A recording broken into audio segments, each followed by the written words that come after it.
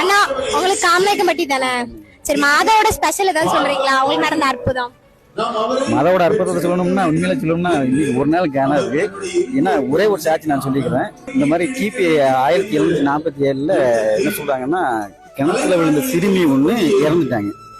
இறந்த சிறுமியை என்ன செஞ்சாங்கன்னா, தாயை அதை காப்பாற்றி கொண்டு வரணும்னு ட்ரை பண்ணாங்க. ஆனா இறந்துட்டாங்க.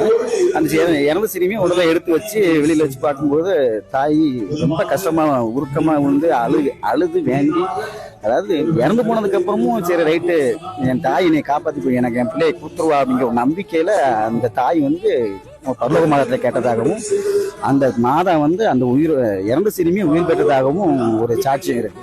அது வந்து பெரிய, அதுதான் இது உள்ள அற்புதம். அந்த அந்த கிணறு கூட இந்த இங்கிட்ட சாட்சியா இருக்கு. அந்த கிணத்தோட இடது பக்கத்துல அந்த சாட்சியம் வச்சிருக்காங்க. நீங்க போனீங்கன்னா அங்க போய் பார்க்கலாம். அது உண்மையில அருமையான சாட்சியம். ஏகப்பட்ட பேரு கும்பிடு சேவைன்னு சொல்லி கோயிலை சுத்தி போடுவாங்க. திருவிழாவோட தேர் 4 வீதியிலையும் வரும். அந்த 4 வீதியிலையும் தேருக்கு பின்னாடி கிட்டத்தட்ட 10,000 பேர்கிட்ட கும்பிடு சேவை போடுவாங்க.